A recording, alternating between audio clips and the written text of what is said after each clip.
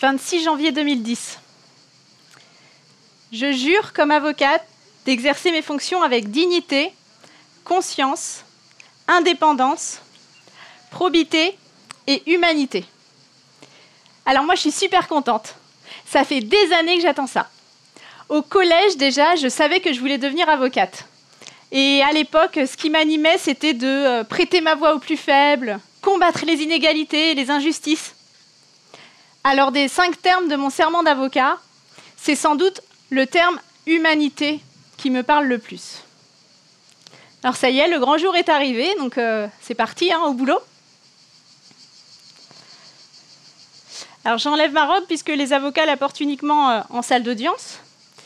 Et pour commencer, je voulais vous proposer plutôt de venir avec moi dans mon bureau. Donc, je vous en prie, entrez, installez-vous.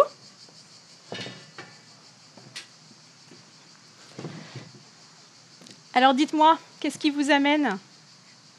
Qu'est-ce que je peux faire pour vous ? Donc, monsieur, vous me dites que vous êtes en France depuis une dizaine d'années, vous avez une carte de résident, et depuis 3 ans, vous êtes en couple avec madame. Vous, madame, vous êtes sans papier. Et puis récemment, là, vous avez donné naissance à un enfant, un petit bébé. Et donc, vous avez fait une demande de titre de séjour pour madame. Et vous avez reçu cette décision de la préfecture. Alors, il s'agit d'une OQTF, une obligation de quitter le territoire français.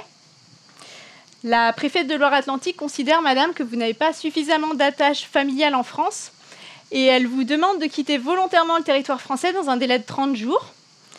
Et si vous ne le faites pas, au-delà de ce délai, elle pourra vous expulser de force. Moi, ce que je peux faire, c'est contester cette décision devant le tribunal administratif et lui demander de l'annuler. Alors, au vu de votre situation financière, ce que je peux vous proposer, c'est de remplir ce formulaire. C'est une demande d'aide juridictionnelle. Comme ça, vous n'aurez pas à payer les honoraires d'avocat et moi, je serai indemnisée par l'État. Bon, écoutez, je lance la procédure et puis je vous tiens au courant.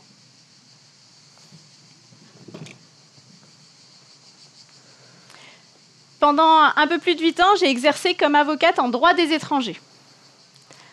Le droit des étrangers, c'est une matière dont je n'ai quasiment jamais entendu parler pendant mes études de droit. La première fois que je découvre le droit des étrangers, je suis étudiante en droit, mais je suis en vacances.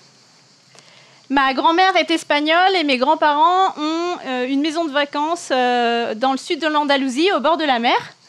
Et moi, depuis que je suis toute petite, je vais y passer mes vacances d'été tous les ans.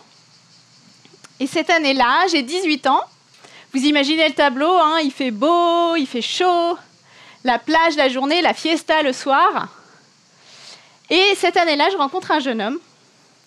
Il est marocain. Il me parle de ses conditions de vie au Maroc. Il me parle de sa décision de venir vivre en Europe et des risques qu'il prend pour traverser la Méditerranée. Et puis, il me parle de sa situation ici. Il est sans papier, il travaille au noir et il vit dans un squat. Et moi, je suis touchée par cette histoire. Et je me dis, c'est pas possible de laisser des gens dans des situations pareilles. Il y a forcément une solution. T'inquiète pas, mon gars, Zoro est arrivé. Je suis étudiante en 2e année de droit, moi. Je vais te trouver une solution. Et je me mets à potasser. Et je me rends compte que c'est pas si simple. Je découvre l'existence du CESEDA, le Code de l'entrée et du séjour des étrangers et du droit d'asile. Alors, qu'est-ce que c'est que le CESEDA ?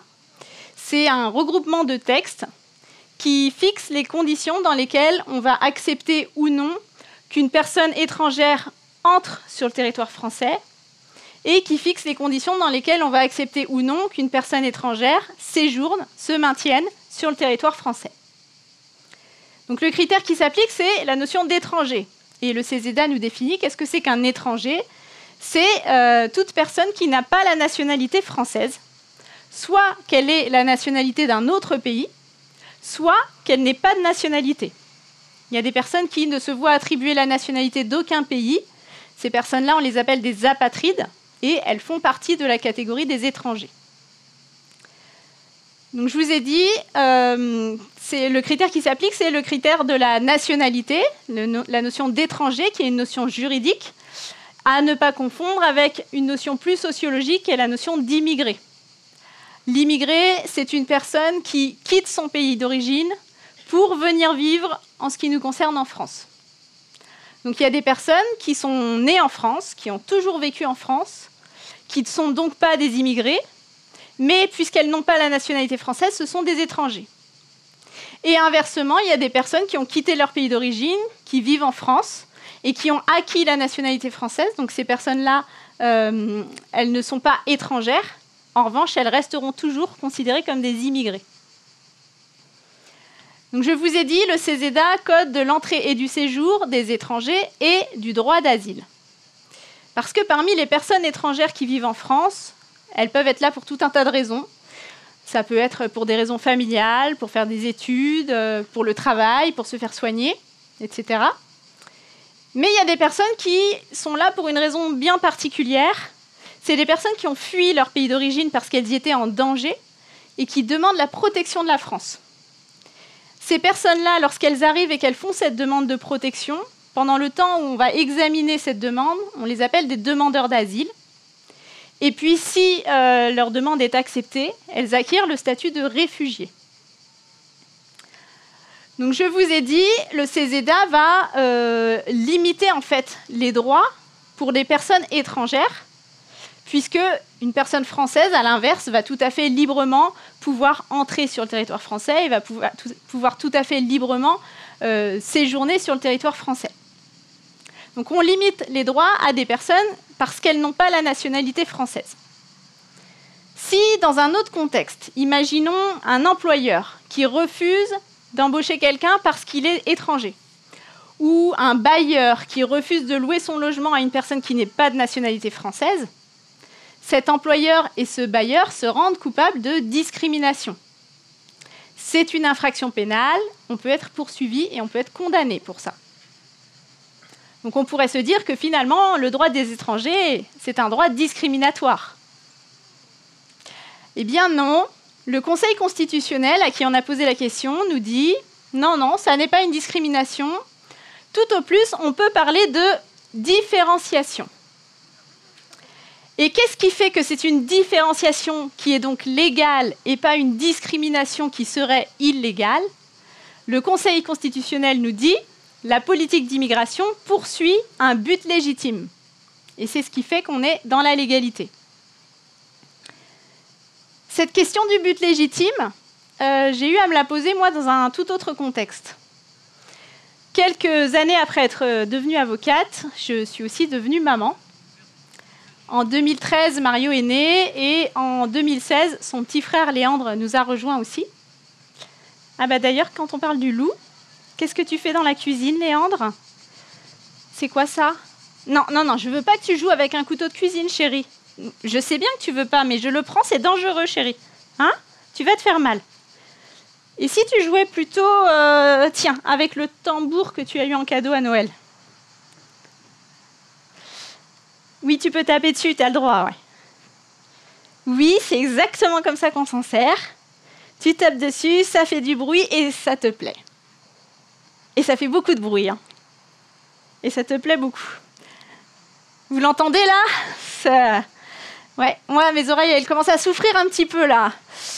Ah, mais tu sais, chérie, ça me fait penser à l'histoire du lapin et son tambourin. Tu voudrais qu'on lise cette histoire ensemble? Oui? Attends. Tiens, tu peux poser le tambour maintenant, on n'en a plus besoin.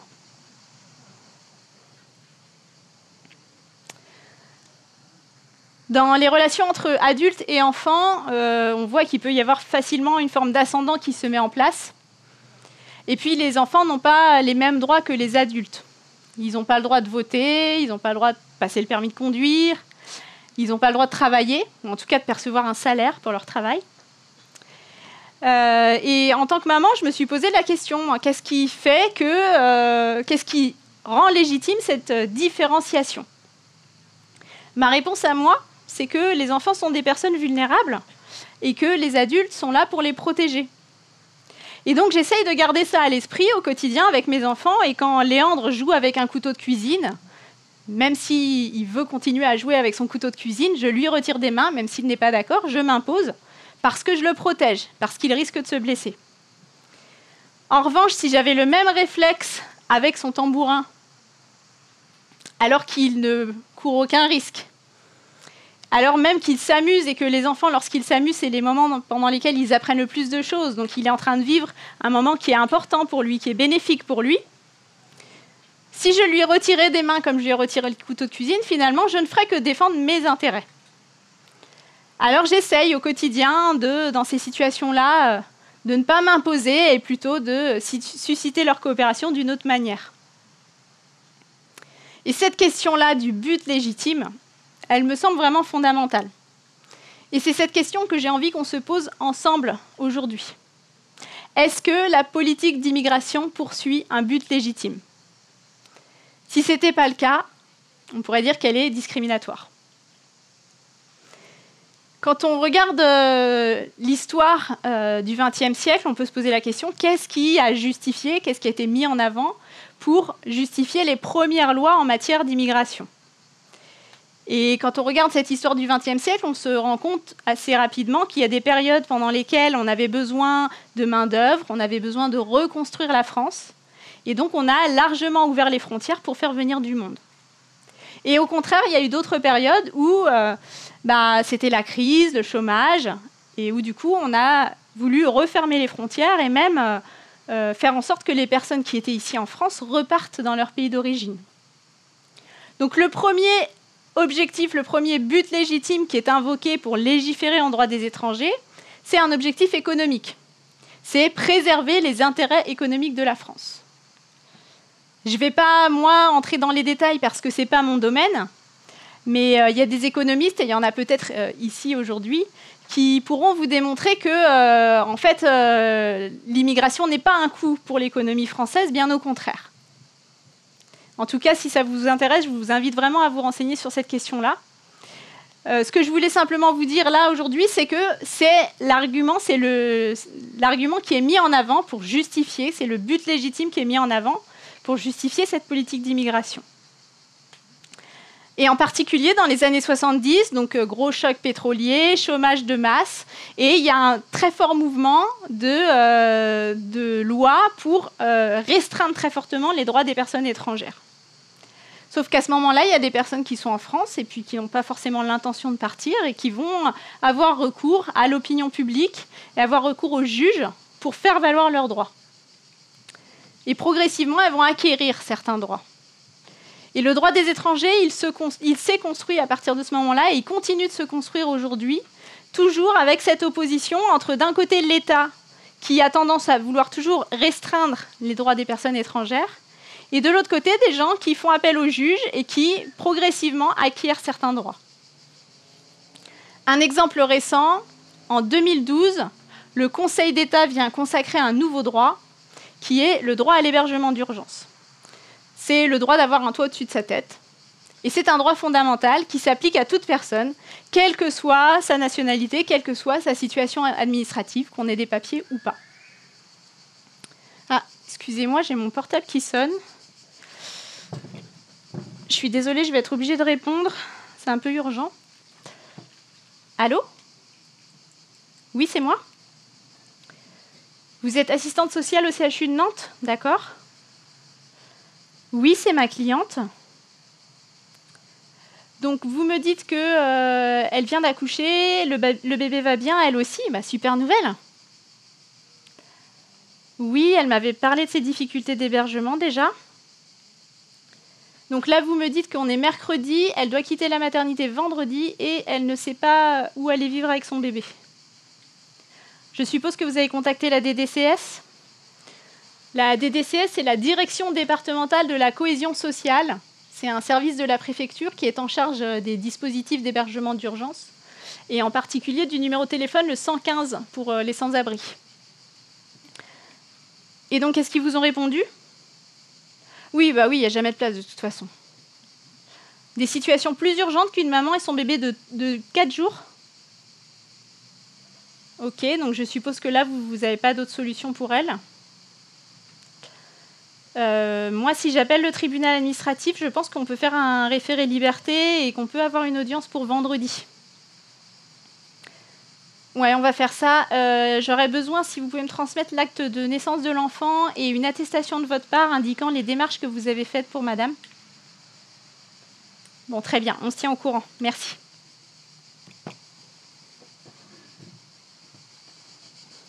Alors, c'est ce qu'on a fait. Et le vendredi après-midi, on s'est retrouvés, donc ma cliente est venue avec son bébé de la maternité directement au tribunal administratif. C'est pratique, hein, à Nantes, c'est juste à côté.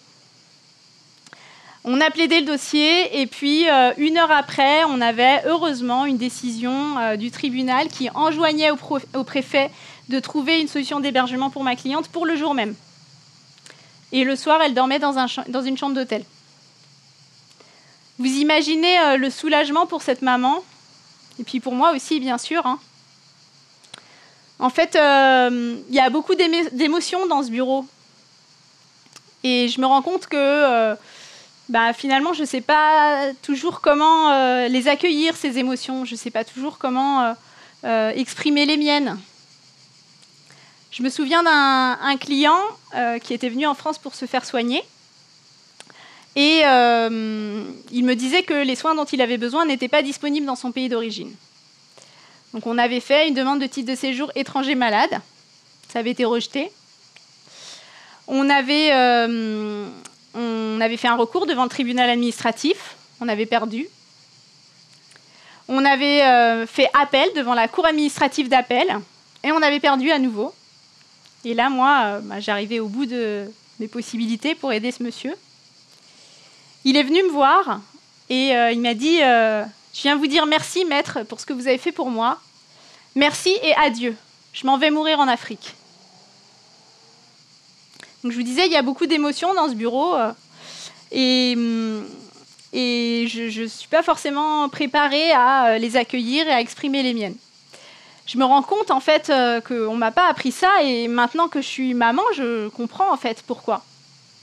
Parce que toutes ces émotions négatives, là, la tristesse, la peur, la colère, qui prennent beaucoup de place, qui font beaucoup de bruit, on aurait juste envie que ça s'arrête, quoi. Oh, ça va, hein, sois heureux, la vie est belle. Mais en fait, je me rends compte que ces émotions, elles sont utiles. Elles nous disent quelque chose d'important. Et notamment la colère, je pense que c'est une émotion importante. Et avec mes enfants, j'essaye de leur dire qu'ils ont le droit de ressentir cette colère, qu'ils ont le droit de l'exprimer. Simplement, on va trouver des moyens un peu plus adaptés pour les exprimer. D'ailleurs, vous voyez là, Mario, ouh, dis donc, tu as l'air très, très énervé, mon loulou. Hein? Ouais, je vois ça, bouh, là, il y a quelque chose qui a besoin de sortir. Hein? Tu sais ce qu'on va faire? On l'a déjà fait, tu sais, on va prendre les 2 gros ballons en mousse. Tu vas les chercher? Ouais. T'en prends un, tu m'en donnes un. Allez, on se met dans le couloir, là, mets-toi en face de moi. Ça craint rien, il n'y a rien qui craint là. Allez, 1, 2, 3. On fait ça 2-3 fois. En général, ça finit par des fous rires. Et puis la colère s'exprime de cette manière-là et elle passe. Il y a une autre méthode qui a bien marché aussi avec Mario, que j'ai découvert un peu par hasard. Un jour, il était très, très énervé et ça durait, ça faisait une bonne demi-heure qu'il n'arrêtait pas de crier, de se rouler par terre. Dès qu'il attrapait un objet à sa portée, il le jetait. Et moi, je ne trouvais rien pour canaliser tout ça. Et je sentais que moi aussi, à l'intérieur de moi, la colère, elle commençait à monter. Et sur la table, il y avait des feutres et puis ces feuilles, et j'ai fait ça.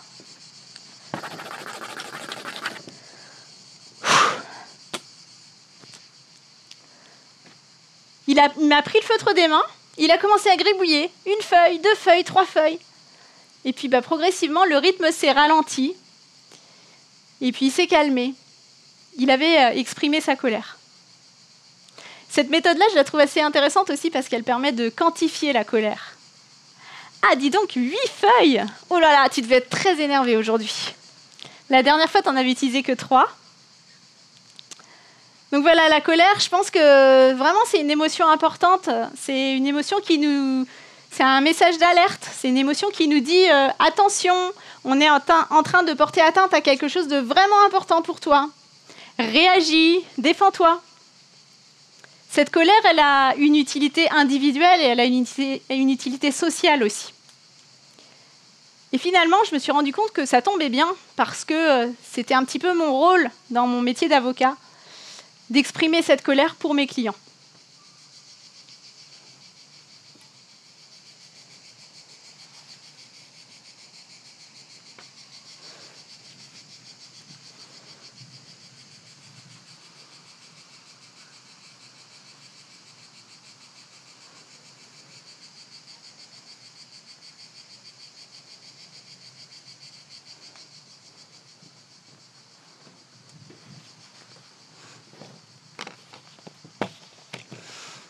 Je vous remercie, Monsieur le Président. Quelques mots au soutien des intérêts de mes clients ici présents. Monsieur, Madame et leurs 2 enfants, âgés de 2 ans et 10 ans. La famille est originaire de Mongolie. Ils ont quitté leur pays en raison des risques qu'ils y encouraient. Ils sont arrivés en France il y a 1 an à peu près et ils ont déposé une demande d'asile. Vous n'ignorez pas, Monsieur le Président, la situation bien particulière des demandeurs d'asile en France, puisqu'ils disent être en danger dans leur pays d'origine, on ne peut pas décemment leur demander d'y retourner. Malgré tout, puisqu'on ne sait pas encore si on va accepter de les accueillir en France, il ne faudrait pas trop qu'ils s'intègrent. Alors, les demandeurs d'asile n'ont pas le droit de travailler, n'ont pas le droit de percevoir les allocations ordinaires, et puisqu'on ne peut pas évidemment les laisser sans rien, il y a un dispositif d'accueil spécifique des demandeurs d'asile. Ils sont hébergés dans des CADA, des centres d'accueil pour demandeurs d'asile. On les regroupe bien, toujours pour pas qu'ils créent de liens, pour pas qu'ils s'intègrent. Enfin, ça, vous savez, Monsieur le Président, que c'est pour ceux qui ont de la chance, puisque les CADA sont surchargés et que énormément de demandeurs d'asile se retrouvent à la rue. Mes clients ont eu cette chance d'être hébergés dans un CADA, sauf qu'il y a quelques semaines, leur demande d'asile a été rejetée et on leur a donc demandé de quitter leur logement. On leur a donné une date butoir, ils ont indiqué qu'ils n'auraient pas de solution d'hébergement par leurs propres moyens. Aucune solution alternative ne leur a été proposée. Et la date butoir est arrivée et ça fait maintenant 15 jours que cette famille, ces 2 enfants, dorment à la rue. Vous ne pourrez, à mon sens, Monsieur le Président, que constater que la préfecture a failli à son obligation d'hébergement d'urgence vis-à-vis de cette famille. Alors j'ai bien pris connaissance, juste avant l'audience, des arguments de la préfecture qui soutient que mes clients n'auraient pas appelé le 115 et que donc ils ignoraient la situation de la famille. Vous vous doutez bien que j'ai été surprise, donc j'ai posé la question à mes clients juste avant l'audience et monsieur m'a présenté son téléphone portable et vous pourrez voir le journal des appels de ce téléphone. Aujourd'hui, appel au 115, 17 minutes. Hier, appel au 115, 23 minutes. Avant-hier, appel au 115, 21 minutes, etc., etc. Donc vous ne pourrez que constater, Monsieur le Président, que la préfecture n'ignorait pas cette situation et qu'elle a failli à son obligation. La préfecture soutient également qu'on n'aurait pas la certitude que mes clients auraient vraiment quitté le logement dans lequel ils se trouvaient. Parce que la demande a été faite à la directrice du centre de confirmer leur départ, et puisqu'on est au mois d'août et qu'elle est en vacances, elle n'a pas répondu. Vous verrez dans le dossier, Monsieur le Président, que j'ai plusieurs attestations en justice de personnes qui témoignent avoir constaté le fait que cette famille se trouvait sans hébergement. Si jamais vous considériez que ces éléments n'étaient pas suffisamment probants, je vous propose de reporter la clôture des débats à demain et de demander au SAMU social d'aller rencontrer la famille ce soir pour constater le fait qu'ils se trouvent à la rue. Alors, c'est ce qui s'est passé et le lendemain, on s'est retrouvés dans la même salle d'audience devant le même juge. Et dans le dossier, il y avait un petit rapport du SAMU social qui indiquait qu'ils avaient rencontré la famille, qu'ils avaient une tente et quelques affaires, qu'ils s'apprêtaient à passer la nuit à l'extérieur. Mais la préfecture a soutenu que dans la mesure où mes clients savaient que le SAMU social passerait, c'était peut-être une mise en scène. Et s'agissant des appels au 115 du téléphone portable de mon client, la préfecture a soutenu que ça ne prouvait rien, puisque, et c'est vrai, quand on appelle le 115, il y a un message d'attente qui se met en route, qui peut être très long, avant qu'un opérateur ou une opératrice réponde. Et donc, ces appels quotidiens et même très longs de mes clients ne prouvaient pas qu'ils avaient attendu suffisamment longtemps pour que leur demande soit effectivement enregistrée. En fait, dans ce dossier, la préfecture, elle a mis en place une stratégie que j'ai pu voir assez souvent, qui est de systématiquement remettre en cause les éléments de preuve qu'on apporte, sans elle-même apporter la preuve de quoi que ce soit, jusqu'à ce qu'à un moment donné, on se trouve dans l'impossibilité d'apporter des preuves supplémentaires. Et bien cette fois, le tribunal a suivi le raisonnement de la préfecture. Et on a perdu.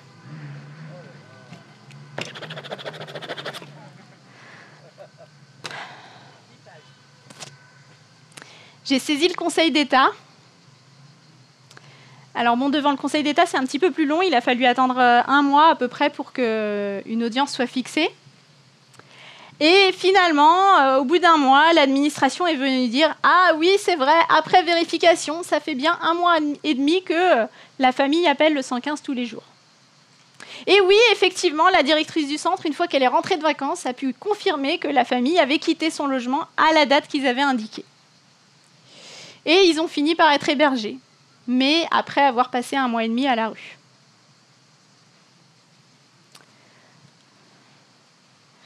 Alors pourtant, je vous disais, il s'agit du droit à l'hébergement d'urgence, qui est un droit fondamental. Parce qu'en fait... Oh là, j'ai un problème. On va régler le petit problème technique. Mais en fait, toutes les règles de droit ne se valent pas. Il existe ce qu'on appelle une hiérarchie des normes. Quand on parle du droit, on entend souvent parler de la loi. La loi, dans cette hiérarchie des normes, elle est à peu près au milieu. Et puis en dessous, on a les textes réglementaires. Et au-dessus, les textes internationaux et le bloc de constitutionnalité. Et les droits fondamentaux, ils se trouvent dans ces 2 niveaux supérieurs. Et cette hiérarchie des normes, elle dit que chaque niveau vient préciser le niveau supérieur, mais ne peut pas le contredire. Un exemple en droit du travail, il y a une loi qui dit qu'il existe un revenu minimum, un salaire minimum, pardon. Donc on ne peut pas embaucher quelqu'un en dessous de ce salaire minimum. Et puis chaque année, il y a un texte réglementaire qui fixe le montant de ce salaire minimum. Donc il vient préciser la loi, mais il ne peut pas la contredire. Et donc dans les textes les plus importants, les plus hauts dans cette hiérarchie des normes, il y a les droits fondamentaux, donc le droit à l'hébergement d'urgence dont je vous parlais tout à l'heure. Moi, en tant qu'avocate en droit des étrangers, j'utilisais aussi beaucoup le droit de mener une vie familiale normale, le droit de ne pas être soumis à des traitements inhumains et dégradants. Parmi ces textes, il y a aussi la Convention internationale des droits de l'enfant, qui garantit que dans toute décision qui concerne un enfant, doit être pris en compte son intérêt supérieur. J'ai une cliente qui avait particulièrement à cœur de préserver l'intérêt supérieur de ses enfants. On va l'appeler Fatou.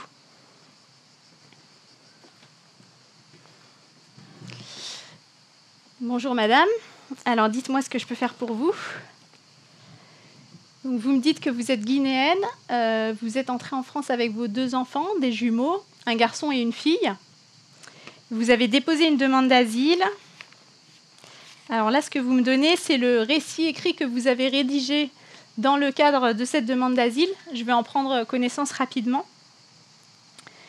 Donc, vous expliquez qu'en Guinée, vous avez fait l'objet d'un mariage forcé, que de ce mariage est né un premier enfant, une petite fille, que, alors que vous n'étiez pas d'accord, la famille de votre mari a procédé à l'excision de votre fille.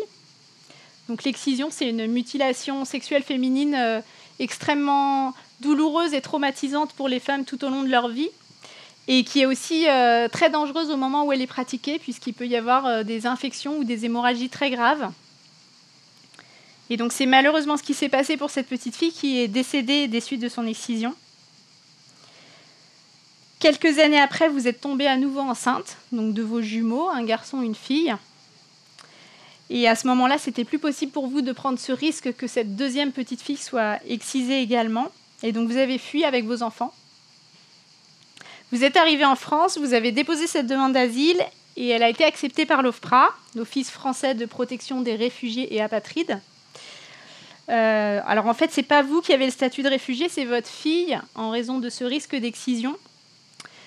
Et donc là, là vous avez reçu une lettre, c'est la lettre type que l'OFPRA envoie dans ce type de situation, où l'OFPRA vous indique que dans la mesure où votre fille est protégée en vertu de ce risque d'excision, elle fera l'objet d'examens médicaux réguliers pour vérifier que vous ne l'avez pas excisée en France. Et que s'il s'avérait que vous aviez procédé à cette excision, le risque d'excision n'existerait plus et donc elle perdrait son statut de réfugié. Et donc maintenant, si vous venez me voir, vous avez une carte de séjour en tant que parent d'enfants réfugiés et vous avez fait une demande auprès de la CAF pour avoir les allocations familiales pour vos enfants. Et la CAF vous a répondu « Oui, pour votre fille, pas de problème puisqu'elle est réfugiée. En revanche, votre fils, il est entré irrégulièrement en France et donc il ne peut pas prétendre à ses allocations familiales. » En fait, ce que la CAF vous dit, madame, c'est qu'il faudrait que votre fils retourne en Guinée. Pas vous, hein, vous restez en France avec votre fille, bien sûr. Et puis, il faudrait que vous fassiez une demande de regroupement familial, ce qui risque de prendre minimum 6 mois, je dirais plutôt 8 mois, voire 1 an. Et si c'est accepté, il pourra avoir un visa, il pourra revenir en France et à ce moment-là, il pourra avoir les allocations familiales. Bah oui, je me doute bien que ce n'est pas une solution envisageable pour vous.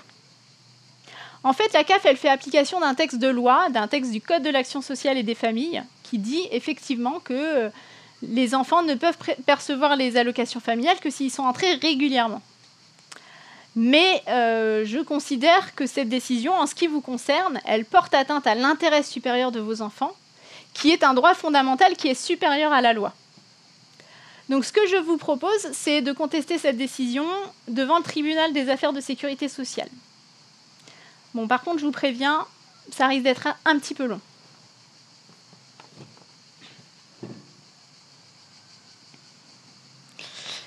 Quatre ans plus tard, le tribunal des affaires de sécurité sociale a effectivement considéré que cette décision de la CAF portait atteinte à l'intérêt supérieur des enfants de ma cliente et qu'il fallait donc que la CAF ouvre les droits aux allocations familiales. Mais pendant 4 ans, Fatou, il a fallu qu'elle se débrouille avec les tout petits moyens qu'elle avait. Et ce n'était pas sans conséquence justement pour les enfants. Par exemple, elle m'avait expliqué que quand ils étaient arrivés en France, ils avaient été hébergés d'abord dans un hôtel. Les enfants avaient été scolarisés dans l'école qui était à côté. Et puis après, ils avaient pu accéder à un logement social, à un HLM, mais qui se trouvait sur une autre commune. Et comme il y avait un suivi particulier qui avait été mis en place dans l'école, les enfants étaient restés dans cette école-là. Et donc, comme la maison et l'école étaient loin, ils devaient prendre le bus pour aller à l'école. Sauf que Fatou, elle n'avait pas les moyens de payer le bus. Et puis, comme c'était loin, ils ne pouvaient pas rentrer à la maison pour manger le midi. Sauf que Fatou, elle n'avait pas les moyens de payer la cantine. En fait, pour moi, le message, il est clair. Pour moi, l'État dit aux personnes qui voudraient venir en France, même si vous avez des droits sur le papier, on fera tout pour que vous ne puissiez pas en bénéficier en pratique. Vous n'aurez pas le droit à l'aide de l'État. Alors ne venez pas. Vous n'aurez pas le droit à l'aide de l'État et puis vous n'aurez pas le droit non plus à l'aide de la population, puisqu'il existe une infraction pénale que les associations appellent le délit de solidarité, le délit d'aide à l'entrée et au séjour irrégulier. Vous avez peut-être, je pense ici, entendu parler de Cédric Héroux. Donc Cédric Héroux, je ne vous apprends rien, c'est un paysan qui vit dans la vallée de la Roya et qui a, ces dernières années, vu arriver près de chez lui des personnes qui, pour contourner les contrôles aux frontières, prenaient des chemins de haute montagne, sans être équipés, sans connaître ces chemins, sans être correctement vêtus pour faire ces expéditions-là et qui se retrouvaient à se mettre en danger. Et Cédric Héroux, il s'est mis à les accueillir, à les héberger, à les soigner, à les réchauffer, à les nourrir. Et il a été poursuivi et il a été condamné pour ça. Alors, vous avez sans doute aussi entendu parler d'une décision du Conseil constitutionnel qui date du 6 juillet 2018, qui consacre le principe de fraternité, qui va donc dire qu'une personne qui apporte une aide à titre humanitaire ne peut pas être poursuivie pour ce délit de solidarité. C'est évidemment une bonne nouvelle, malgré tout, ce délit de solidarité, il est loin d'être mort aujourd'hui. Alors, je dis ça principalement pour 2 raisons. D'abord, le Conseil constitutionnel, dans sa décision, est venu lui-même limiter la portée de ce principe de fraternité, puisque je vous ai dit qu'il s'agit du délit d'aide à l'entrée et au séjour irrégulier. Et le Conseil constitutionnel dit « Ok, principe de fraternité s'agissant du délit d'aide au séjour irrégulier, mais pas pour le délit d'aide à l'entrée irrégulière. » Donc si je suis là, que la frontière italienne est là, et que quelques mètres plus loin, je vois une personne en difficulté, que je vais à sa rencontre, que je l'amène dans ma voiture pour se faire soigner à l'hôpital, je me rends coupable de ce délit d'aide à l'entrée irrégulière. Et ce principe de fraternité ne me viendra pas en aide. La deuxième raison pour laquelle je dis que ce délit de solidarité n'est pas mort, c'est que le 6 juillet 2018, donc le même jour que cette décision, le ministre de l'Intérieur de l'époque, dont j'ai perdu le nom là, qui m'échappe, Gérard Collomb, merci beaucoup, a publié un communiqué de presse dans lequel il dit qu'il prend acte de cette décision, mais qu'il faudra être vigilant à ce que ce principe de fraternité s'applique uniquement dans les situations dans lesquelles l'aide a été apportée seulement à titre humanitaire et pas, par exemple, à titre militant. Et on a eu déjà, notamment par la Cour d'appel d'Aix-en-Provence, puisqu'on est à Aix-en-Provence, des décisions qui sont venues condamner des personnes qui ont apporté une aide en considérant que c'était une aide militante. Pourtant, moi, j'ai le sentiment que quand on se retrouve face à des personnes en difficulté, on peut facilement basculer dans la délinquance, en fait, et leur venir en aide. Je me souviens, quand j'étais élève avocate, j'ai fait un stage au service juridique de la Ligue des droits de l'homme à Paris. Et donc, au quotidien, j'accompagnais des gens, des personnes étrangères pour les aider à faire leurs démarches. Et donc, tous les jours, j'avais en face de moi des gens qui n'avaient pas de quoi se nourrir, qui étaient à la rue.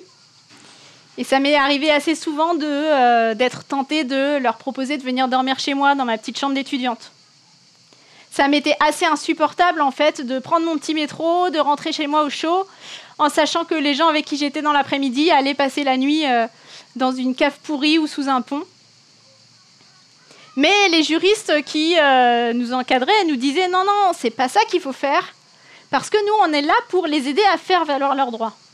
On est là pour obliger l'État à respecter ses obligations. » Et moi, je sortais de la fac de droit et j'y croyais à tout ça.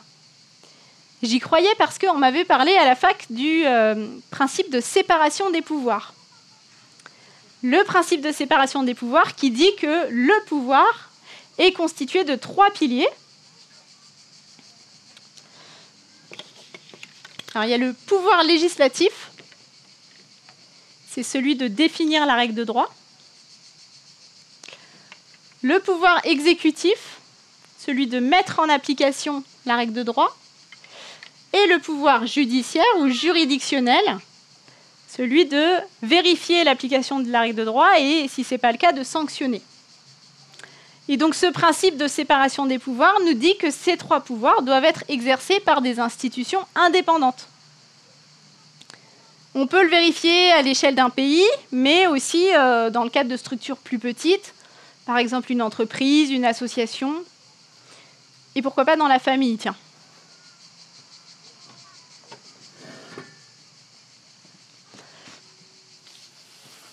Alors Mario, avec ton père, on a remarqué que tu n'aimais pas trop les légumes. On a discuté, on s'est demandé ce qu'on allait faire. Bon, on s'est dit qu'on n'allait pas t'obliger à finir ton assiette, mais ce serait bien au moins qu'à chaque fois tu goûtes. Pouvoir législatif. Mario, je vois que tu n'as pas goûté tes haricots verts ce soir. Tu connais la règle, chérie, je voudrais que tu goûtes. Allez, un haricot vert. Bon, ok, un demi-haricot vert. Pouvoir exécutif. Bon, Mario, t'as toujours pas goûté tes haricots verts, là? Je suppose que t'as pas faim, on oublie le dessert, alors? Pouvoir juridictionnel. Bon, Mario, ça suffit, ces histoires de légumes. J'en ai marre, ça fait des semaines que ça dure. Tu connais la règle, on t'a expliqué, on te demande de goûter. Tu n'écoutes pas, tu n'obéis pas. On te punit, ça ne change rien. Comment on fait, là? Comment on règle le problème? Mario, j'en ai marre ce soir, tu ne quittes pas la table tant que tu n'as pas goûté à un haricot vert. Mario, tu reviens ici. Allez. J'ai tout mon temps. Allez, Mario. Bon, c'est moi qui vais te le faire manger. Hein. Voilà ce qui peut se passer quand tous les pouvoirs sont concentrés dans les mains d'une même personne.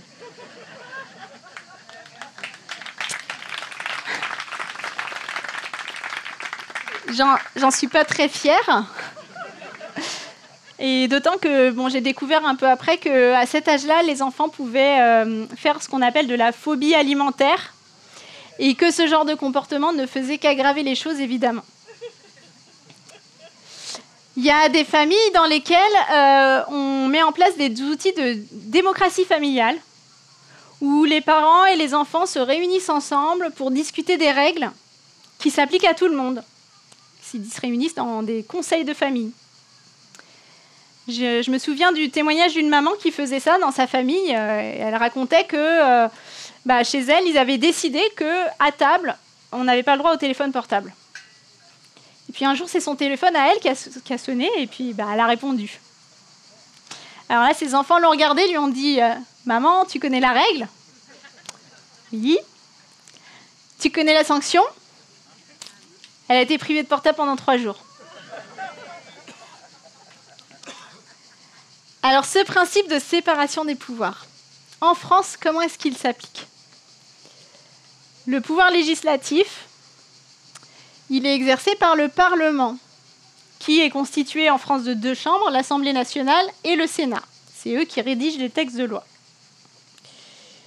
Le pouvoir exécutif, il est exercé par l'État, c'est-à-dire le président de la République, son gouvernement, le préfet, qui est le représentant de l'État dans le département, et puis toutes les administrations. Je vous parlais par exemple tout à l'heure de la CAF. On pourrait citer aussi la sécurité sociale, l'éducation nationale, Pôle emploi, etc. Et le pouvoir juridictionnel, qui étaient donc les juges. Et en France, il y a 2 ordres de juridiction. Le juge judiciaire qui tranche les litiges entre les personnes et le juge administratif qui tranche les litiges entre une personne et l'État. Et pour que la jurisprudence, c'est-à-dire l'ensemble des décisions de justice, soit cohérente, c'est-à-dire qu'il n'y ait pas un juge à Aix-en-Provence qui dise tout l'inverse d'un juge à Lille, par exemple, chaque ordre de juridiction est chapeauté par une juridiction suprême. Donc dans l'ordre judiciaire, c'est la Cour de cassation, et dans l'ordre administratif, c'est le Conseil d'État. Alors ça peut paraître très théorique tout ça, mais en fait c'était vraiment fondamental dans mon exercice professionnel en tant qu'avocate, puisque moi, mon travail, c'était de contester des décisions qui étaient prises par l'État, généralement le préfet ou le ministre de l'Intérieur, devant le juge, et en invoquant le fait que l'État n'avait pas respecté la règle de droit. Donc en gros, la règle de droit, c'était mon outil de travail, le juge, mon interlocuteur, et l'État, mon adversaire. Donc vous comprendrez bien que si je demandais au juge de sanctionner l'État, j'avais un vrai besoin de m'assurer que le juge et l'État étaient indépendants. Et pourtant, j'ai pu en douter. Puis bon, c'est pas que moi qui vous dis ça. En juin 2016, Jean-Marc Sauvé, vice-président du Conseil d'État, donc mon juge en chef, dans un discours totalement officiel où il s'adresse à Manuel Valls, qui à l'époque est ministre de l'Intérieur, mon adversaire en chef, il lui dit qu'il se considère comme le partenaire du gouvernement, non pas un censeur, encore moins un donneur de leçons.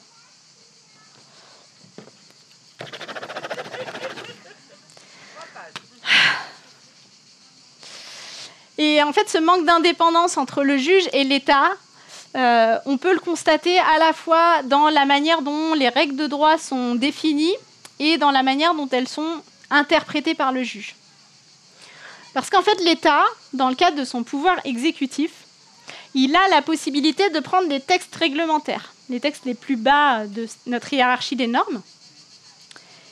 Et parmi ces textes réglementaires, il y a des textes de procédure administrative, c'est-à-dire les règles du jeu devant le juge administratif. C'est-à-dire que l'État, qui potentiellement peut être sanctionné par le juge, a le pouvoir de définir en partie les règles qui s'appliquent devant ce juge qui potentiellement peut le sanctionner. Et puis, il y a une procédure administrative qui s'applique pour tous les types de dossiers qui sont présentés devant le juge administratif. Et il y a des règles dérogatoires au droit commun qui s'appliquent spécifiquement en droit des étrangers. Et parmi ces règles-là, elles ont principalement pour conséquence de rendre plus difficile l'accès au juge pour les personnes étrangères. Un exemple qui me semble vraiment parlant, c'est les règles de délai. Si, imaginons que vous avez fait une demande de permis de construire pour construire un garage dans votre jardin, on vous l'a refusé, vous avez un délai de 2 mois pour aller devant le juge. En droit des étrangers, il y a plein de délais différents. Donc déjà, ce n'est pas du tout clair pour les gens. Et puis ces délais-là, ils sont toujours plus brefs. Donc parfois c'est 30 jours, parfois c'est 15 jours, parfois c'est 48 heures non prorogeables les week-ends et jours fériés. Et puis ce n'est pas pour des décisions anodines, c'est des mesures d'éloignement, des décisions qui demandent aux gens de quitter le territoire français. Et ces règles de délai très brefs, elles ont créé des situations dans lesquelles les gens ont besoin de pouvoir très rapidement accéder à un avocat qui soit disponible pour très rapidement faire ses recours devant le juge. Alors les avocats se sont organisés. À Nantes, il y a une permanence droit des étrangers qui est en place. Et donc chaque semaine, du vendredi matin au vendredi matin suivant, il y a un avocat de permanence qui se rend disponible pour répondre à ces besoins-là. Alors justement, on est vendredi, je suis de permanence, il est midi, et là on vient de m'appeler, on vient de me signaler la situation d'une famille de 4 personnes, 4 adultes, des parents et leurs 2 enfants jeunes majeurs, à qui on a notifié ce matin des décisions qui doivent être contestées dans un délai de 48 heures, c'est-à-dire avant dimanche matin de 10 heures. Bon, j'ai eu leur numéro de téléphone, j'ai essayé de les appeler, on n'a pas réussi à se comprendre. Ils ne parlent pas français ni anglais. Apparemment, ils parlent pacho. C'est une des 4 langues principales d'Afghanistan. Donc du coup, on ne s'est pas compris. Donc je leur ai envoyé un petit texto avec l'adresse de mon cabinet. Puis j'espère qu'ils vont comprendre qu'il faut venir rapidement. Et du coup, j'attends.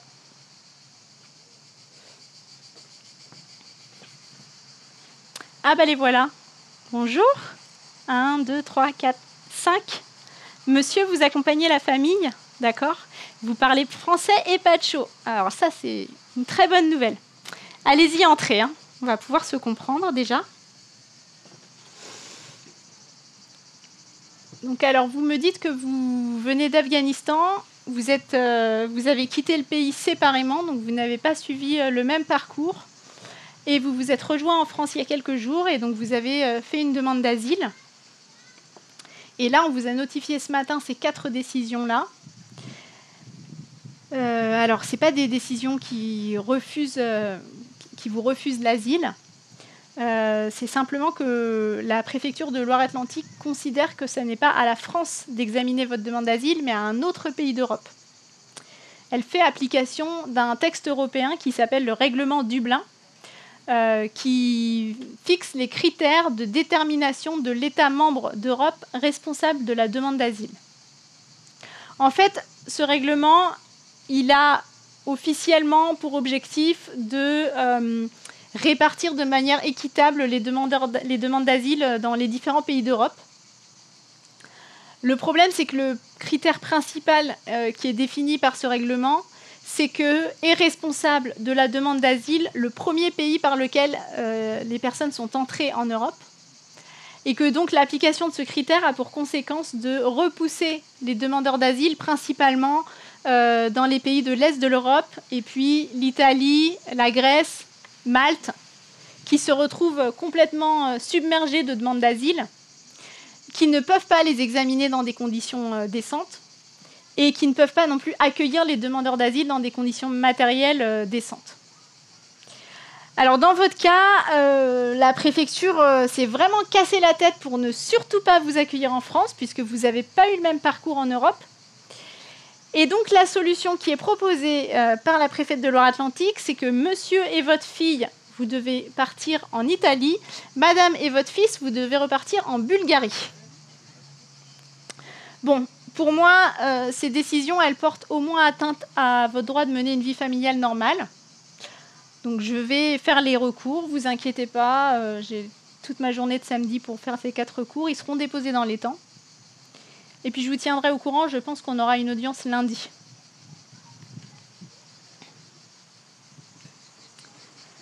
Alors le lundi, on a plaidé le dossier et le tribunal a considéré qu'effectivement cette famille avait le droit de rester réunie et donc de rester en France pour déposer sa demande d'asile ensemble.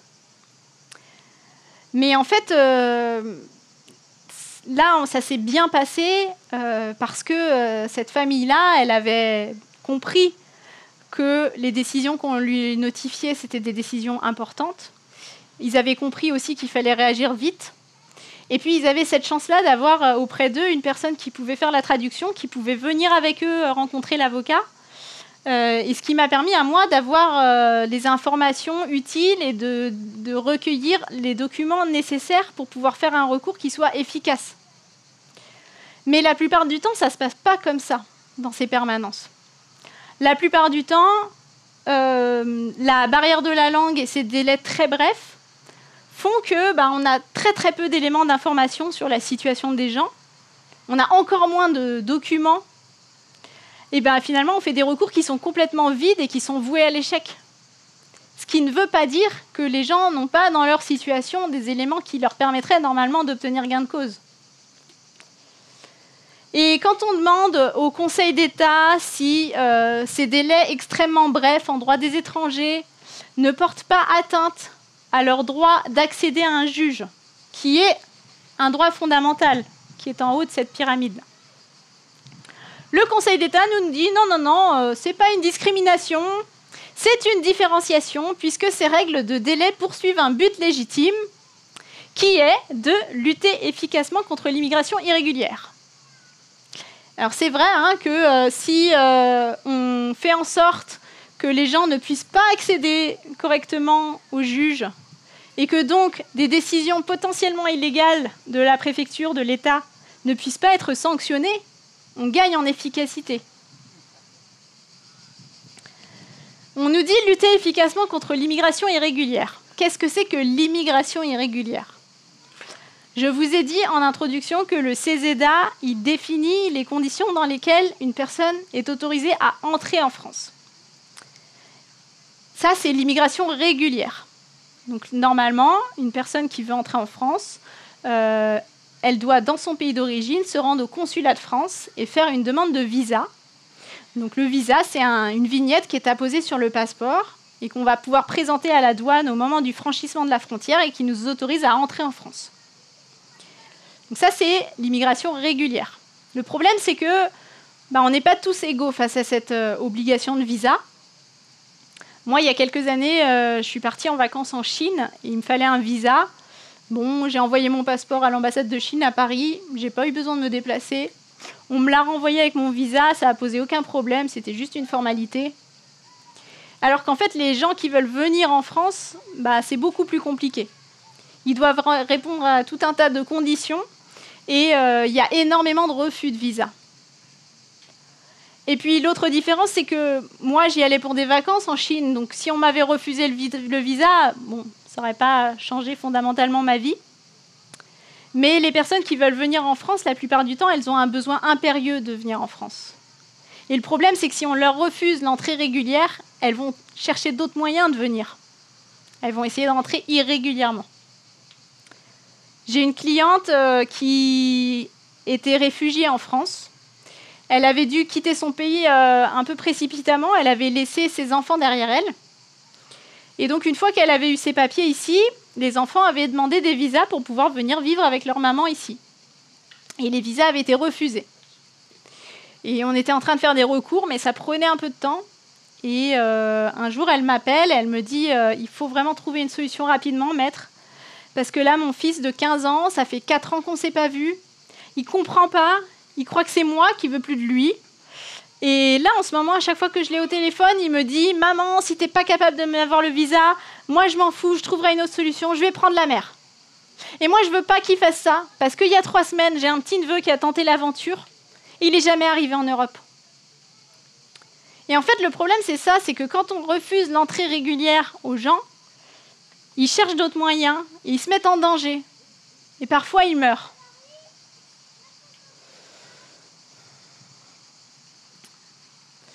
Mars 2011, on est en pleine période de coalition internationale menée par l'OTAN qui intervient en Libye.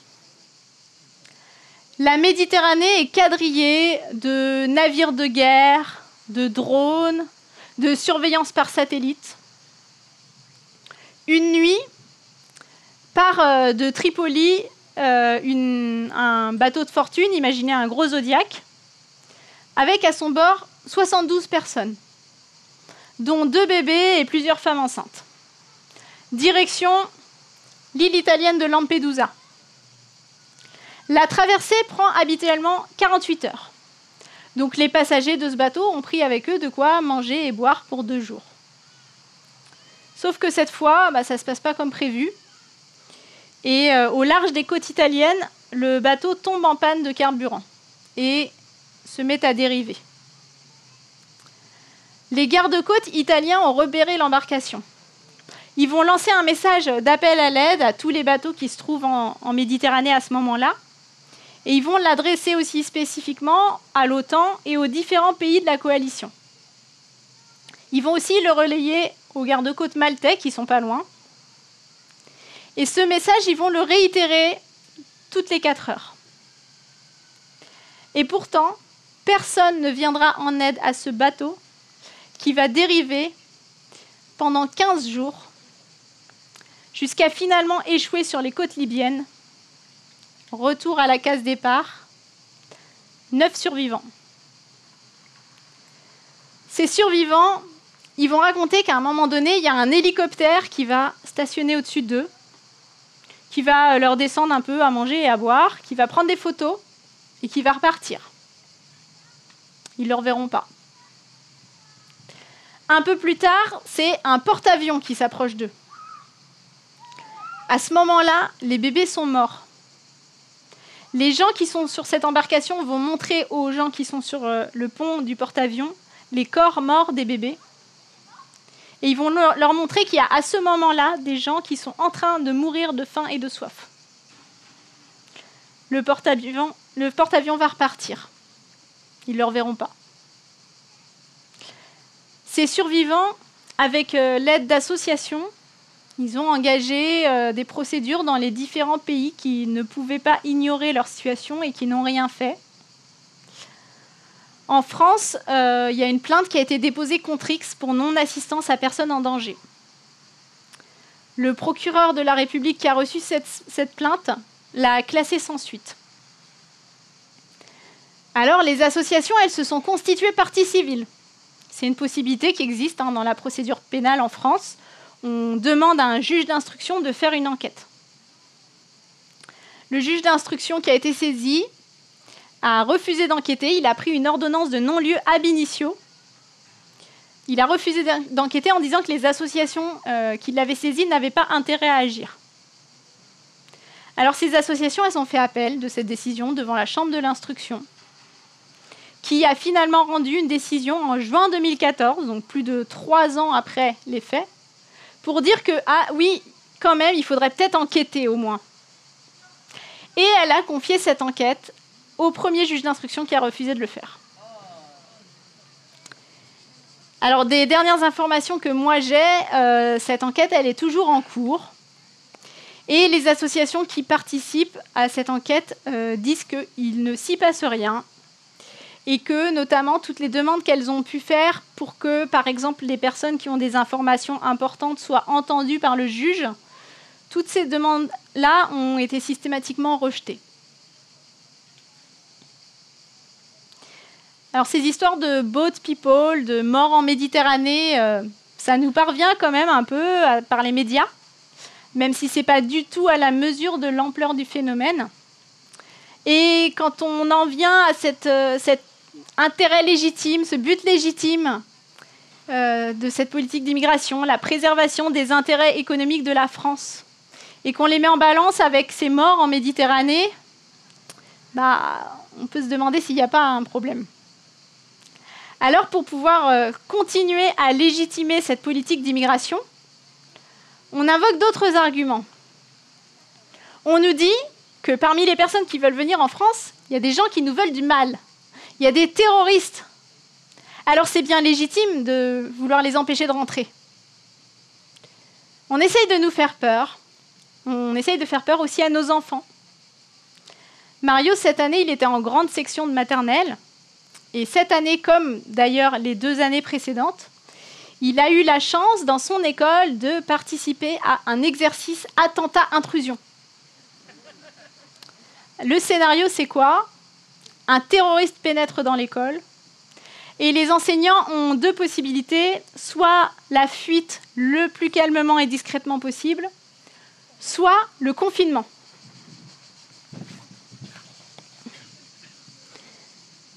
Vous imaginez 25 enfants cachés dans leur classe. On a fermé les volets, éteint les lumières, bloqué les portes.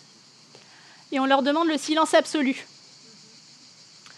L'objectif est de faire croire que l'école est vide. Bon, alors les enseignants dans l'école de mon fils nous ont dit « Vous inquiétez pas, on essaye de ne pas leur faire trop peur. » On leur dit qu'on joue à cache-cache. Alors moi, quand je joue à cache-cache avec mes enfants à la maison, quand ils sentent que je suis sur le point de les découvrir, là, en général, ça donne à peu près ça. Coucou!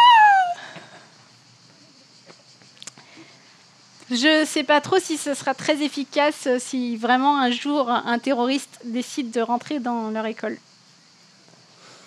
Ça me fait penser à un sketch de Gad Elmaleh qui est un peu ancien maintenant. Il parlait des plans Vigipirate. Il parlait, vous savez, du fait qu'on avait dans les trains, on avait condamné les espaces bagages avec des bandes rouges et blanches là. Il disait, vous imaginez le terroriste qui vient là pour poser sa bombe, qui fait « Ah merde, ils ont mis du scotch !» Ça paraît un peu vain. Donc on essaye de faire peur à nos enfants. Nous aussi, on essaye de nous faire peur. On nous parle de l'état d'urgence. En novembre 2015, après les attentats au Bataclan, l'état d'urgence a été décrété en France. Moi, j'ai eu un exemple très concret d'état d'urgence tout près de moi. Alors, c'est pas moi, c'est mon mari. Il était à la maison. Moi, j'étais au travail. Et il m'appelle, il me dit « Julie, tu as des nouvelles des voisins ?» Je lui dis non, pourquoi, qu'est-ce qui se passe ? Et il me répond, je ne sais pas, mais en tout cas, il y a plein de policiers dans la cage d'escalier, il y a plusieurs cars de CRS devant l'immeuble et puis derrière, dans le jardin, et ils ont enfoncé la porte de l'appartement d'à côté. Alors nous, on était inquiets, on s'imaginait un drame, on ne savait pas ce qui se passait.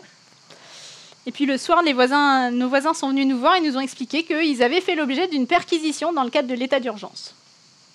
Donc monsieur avait été dénoncé et la police était venue, bien sûr, n'avait pas frappé, avait directement enfoncé la porte. Lui n'était pas là à ce moment-là, il n'y avait que sa femme avec leur bébé et en quelques secondes, elle s'est retrouvée dans son salon avec son bébé dans les bras et plusieurs armes braquées sur elle. Et ils ont fouillé tout l'appartement, ils ont vérifié les comptes bancaires, les téléphones portables, les ordinateurs, etc. pour finalement ne rien trouver. Alors l'état d'urgence, qu'est-ce que c'est ? C'est la possibilité pour la police et le préfet de faire des perquisitions, comme chez mes voisins, des assignations à résidence, interdire des réunions ou des manifestations, dissoudre des associations et limiter la liberté d'aller et venir dans certaines zones. C'est principalement ces 5 mesures-là. Et en fait, ces mesures-là, elles existent quand on n'est pas dans le cadre de l'état d'urgence. Elles existent en droit commun. Mais comme elles portent atteinte à nos droits, à nos libertés, elles doivent être justifiées par un but légitime. Et il y a un juge qui est là pour vérifier qu'on est bien dans le cadre d'un but légitime. Et c'est ça qui est retiré dans le cadre de l'état d'urgence. C'est le besoin de justifier d'un but légitime et donc le contrôle du juge. Alors, on ne retire pas complètement ce besoin de justifier, mais les textes sont tellement vagues que en fait, ça permet à peu près tout. Par exemple, on peut interdire toute réunion qui est de nature à provoquer ou à entretenir le désordre. Mes enfants, quand ils jouent dans leur chambre, ils sont 2, donc ils sont en réunion, et je vous assure que c'est de nature à provoquer ou à entretenir le désordre. Donc en fait, le premier gros risque avec l'état d'urgence, c'est un risque d'arbitraire. Et d'ailleurs, les chiffres sont assez parlants, puisque entre novembre 2015 et janvier 2016, donc dans les 3 premiers mois de l'état d'urgence, il y a 3200 perquisitions qui ont été faites. Sur ces 3200 perquisitions, seulement 4 ont donné lieu à l'ouverture d'enquêtes pour des faits liés à du terrorisme, et une seule personne a été mise en examen pour des faits de nature terroriste. Dans tous les autres cas, soit il n'y avait rien, comme pour mes voisins, soit des petits délits de droit commun du type vol ou stupéfiant. Donc, gros risque d'arbitraire. Et puis en plus, ces mesures-là, elles ne sont pas adaptées pour lutter contre le terrorisme. Il existe, même dans le droit commun, des outils beaucoup plus adaptés. Il y a des cellules de police antiterroristes, des juges antiterroristes qui ont des moyens juridiques et techniques spécifiques pour lutter contre ce type de criminalité. C'est pas adapté, et puis en plus, je dirais même que ça accroît le risque terroriste. Pourquoi est-ce que je dis ça ? Alors d'abord parce qu'on va monopoliser des forces de police sur des interventions qui n'ont aucun intérêt. Donc s'ils sont là, ils ne sont pas ailleurs, et puis on les épuise. Et puis aussi parce que ces mesures qui sont prises de manière complètement arbitraire, elles créent de la stigmatisation. Concrètement, mes voisins, ils étaient extrêmement gênés. Ils savaient que tout l'immeuble savait que la police était venue chez eux. Et ils se sont sentis obligés de venir frapper à nos portes, à la porte de tous les voisins, pour expliquer ce qui s'était passé. Et cette stigmatisation-là, sur des personnes qui peuvent être un peu fragiles, ça peut justement les conduire à se tourner vers des mouvements extrémistes. Alors l'état d'urgence, vous comprendrez que moi je trouve que c'est une belle saloperie. Mais heureusement, 1er novembre 2017, après 2 ans d'état d'urgence, il a été levé. Ouf, on respire.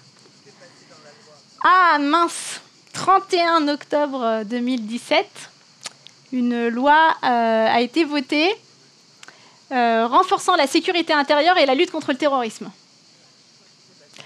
L'objectif est de sortir de façon maîtrisée de l'état d'urgence. Puisqu'on s'est bien habitué finalement à toutes ces mesures qui portent atteinte à nos droits pendant 2 ans, on va les faire tranquillement glisser dans le droit commun. Bon, on édulcore un peu les termes. Les perquisitions deviennent des visites domiciliaires. Les assignations à résidence deviennent des mesures individuelles de contrôle et les zones de surveillance deviennent des zones de protection. Ce qui s'est passé en France avec les attentats terroristes, l'état d'urgence et puis ces lois sécuritaires, ça me fait penser à ce que Naomi Klein décrit dans son livre « La stratégie du choc ». Donc, Naomi Klein, c'est une journaliste canadienne qui a étudié les théories d'une école d'économistes américains, l'école de Chicago, qui a à sa tête Milton Friedman, un économiste américain qui a été très influent au XXe siècle auprès du gouvernement américain et d'autres gouvernements dans le monde. Et donc cette école de Chicago, elle elle dit que lorsqu'il se passe un événement traumatisant du type coup d'État, catastrophe climatique, attentat terroriste, ça crée un choc psychologique dans la population et que c'est le bon moment pour faire passer des lois ultra-libérales, ultra-sécuritaires, qu'on va présenter comme étant bonnes pour la population. Et la population étant sous cet état de choc, ne va pas les contester, ne va pas désobéir. Naomi Klein, elle a aussi étudié les effets de cette stratégie du choc dans les pays dans lesquels elle a été mise en œuvre à moyen et à long terme. Et ce qu'elle révèle, c'est que ça n'est pas du tout bon pour la population et que ces réformes, elles ont eu pour effet principal d'accroître les inégalités entre les plus riches et les plus pauvres. Elle parle de corporatisme entre le gouvernement et le monde de l'entreprise. Je vous parlais tout à l'heure de Jean-Marc Sauvé, au Conseil d'État, qui parle de partenariat entre l'État et entre le juge et l'État. Là, je vous parle d'un corporatisme entre l'État et le monde de l'entreprise. Donc, on voit un peu les maillons de la chaîne qui se mettent en place. Donc, l'idée de cette stratégie du choc, c'est finalement gouverner par la peur et les gens étant dans la peur ne contesteront pas l'autorité. Alors, je peux bien comprendre si on a été touché de plus ou moins près par les attentats terroristes qu'il y a pu y avoir en France, que ce soit émotionnellement difficile. Mais ce qui, moi, me met extrêmement en colère, c'est qu'on utilise justement ces émotions pour faire passer des textes de loi qui n'ont absolument pas pour objectif celui qui est affiché de lutter contre le terrorisme, mais qui défendent d'autres intérêts. Et puis si on en revient à ces enfants auxquels on fait faire ces exercices attentats-intrusions dans les écoles, en fait, les textes qui prévoient ces dispositifs disent bien que l'objectif, ce n'est pas tant de mettre en place un système qui protégerait les enfants en cas d'attentat. Non, l'objectif, c'est surtout de créer chez les enfants une culture du risque. Moi, ça m'inquiète beaucoup.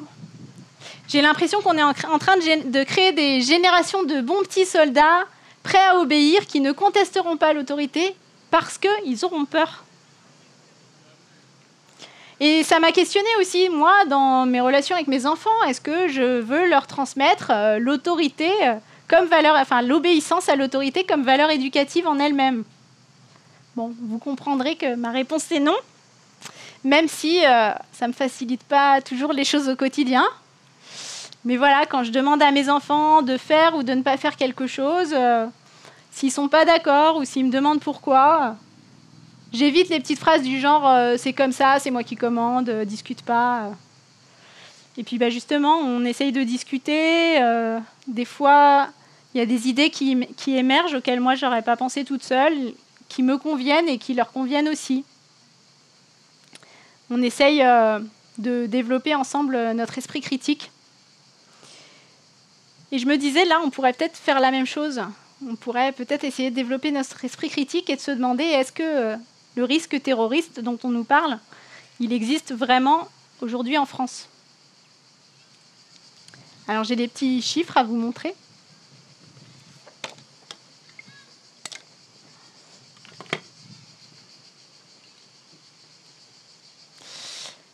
Alors, ce graphique, c'est petit, mais je vais tout expliquer oralement. Et puis, si vous voulez venir les voir à la fin de la conférence, je peux les laisser à disposition.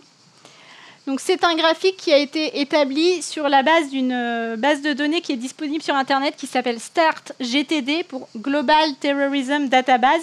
Et c'est la seule base de données publique accessible sur le terrorisme dans le monde, qui est faite par des chercheurs américains. Et donc ce graphique, il présente les victimes, donc les personnes mortes du terrorisme dans le monde entre 1970 et 2015. Le chiffre le plus haut, là, c'est 45 000. Et donc en 2014, on est à peu près à 43 000 morts et en 2015, à peu près 38 000 morts.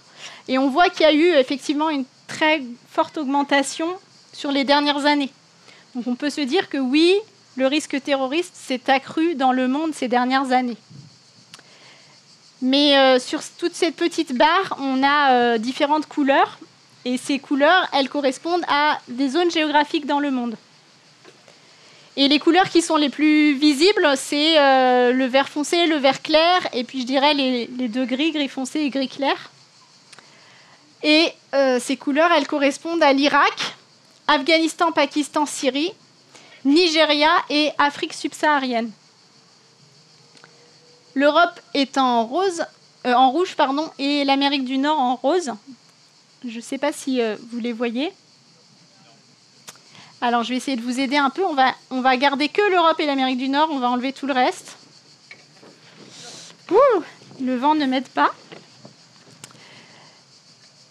Et on n'est pas à la même échelle. Là, je vous disais que le chiffre le plus haut, là, c'est 45 000. Là, c'est 14 000. Donc, on a multiplié par 3.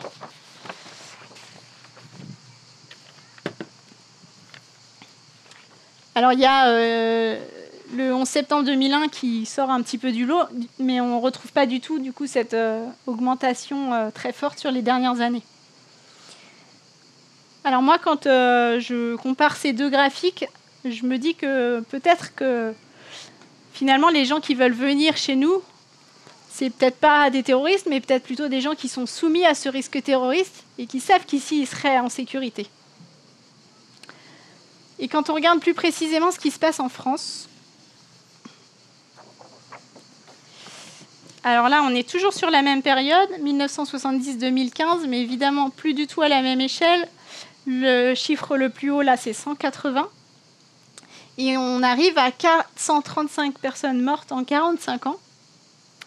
2015, on a à peu près 160 morts avec Charlie Hebdo et le Bataclan. Nice, c'est 2016, je crois. Je rajoute les chiffres de 2016. D'ailleurs, 2016, 87 morts et 2017, 3 morts. Ce qui nous amène en 47 ans à 525 morts du terrorisme en France. Alors, évidemment, je ne dirais pas que c'est rien. Évidemment, c'est 525 morts de trop. Et encore une fois, je dirais que je comprends qu'on puisse être touché quand on a vécu ou quand on a été touché par quelqu'un qu'on connaissait qui a été concerné, merci, par ce risque terroriste. Mais malgré tout, je me dis que les personnes qui sont dans cette situation-là d'émotion face au terrorisme, elles peuvent d'autant plus comprendre ce que vivent les gens qui sont soumis à un risque terroriste quotidien dans leur pays d'origine, qui ont peut-être eu plusieurs morts déjà dans leur famille et qui ont un besoin vraiment pressant de se mettre en sécurité. Et quand je vois ces chiffres, encore 525 morts en 47 ans, je crois qu'à titre de comparaison, si on prend le nombre de femmes mortes sous les coups de leur conjoint ou ex-conjoint, on atteint ce chiffre en 3 ans à peu près. Et je n'ai pas l'impression qu'on ait en France mis en place les mêmes moyens pour lutter contre les violences conjugales.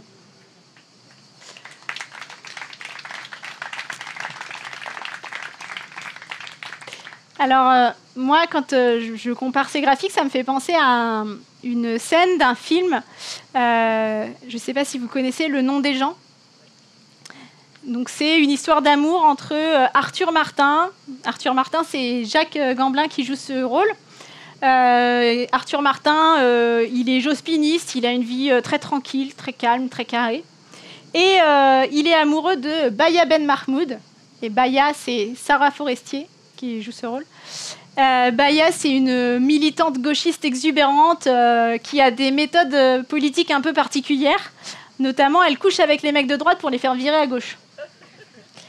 Et donc, Arthur et Baya se promènent sur un marché et ils s'arrêtent devant l'étal d'un poissonnier. Et là, Baya demande « Combien pour 3 homards ?» Et pour le prix de 3 homards, combien de tourteaux? Ellipse, ils sont en voiture. Arthur conduit. Baya lui demande d'aller plus vite. Ils vont vers la mer. Ils vont sauver les tourteaux. Et là, Baya dit « Il vaut mieux sauver 7 tourteaux que 3 homards. Une vie de tourteau, ça vaut bien une vie de homard. C'est le capitalisme qui nous dit qu'un homard, ça vaut plus qu'un tourteau. » Et bien moi, quand je compare ces chiffres, j'ai l'impression qu'on se prend un peu pour des homards et qu'on considère peut-être la population du reste du monde comme des tourteaux, voire des crevettes, voire du plancton.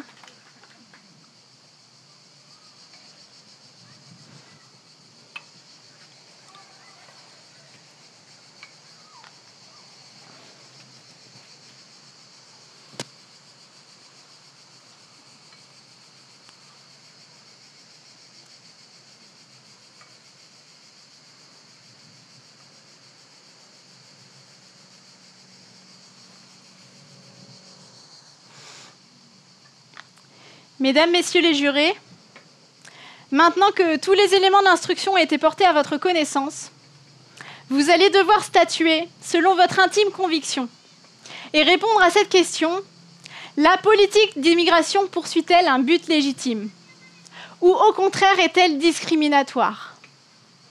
Pour ma part, je remets une dernière fois ma robe d'avocat, non pas pour défendre l'un ou l'une de mes clientes, mais pour les défendre toutes et tous en même temps.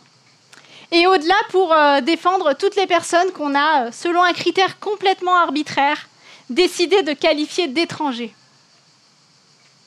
Je crois que la politique d'immigration est discriminatoire et qu'elle n'est justifiable par aucun but légitime. Je crois qu'elle est au contraire sous-tendue par des objectifs illégitimes, inavouables.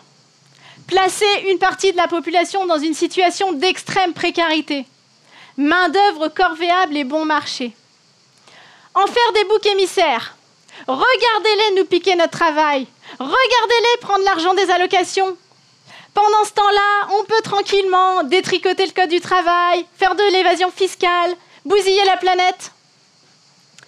Et puis, cette politique d'immigration, elle vient justifier des atteintes portées à nos droits, à notre liberté d'expression, de manifestation, de réunion. Au cas où, il y en aurait qui voudraient regarder du côté des vrais problèmes. On fait tout pour les faire taire.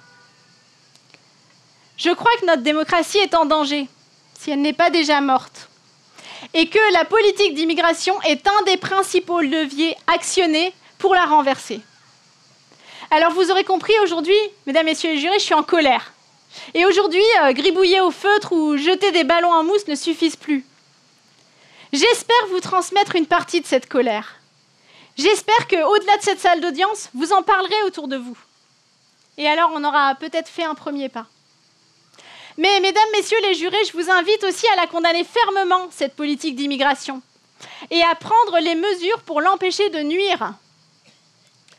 Je vous invite à aller assister aux audiences, en particulier celle du juge administratif, pour signifier à ce juge qui prend ses décisions au nom du peuple français, que ce peuple exige l'humanité au centre de ses décisions de justice.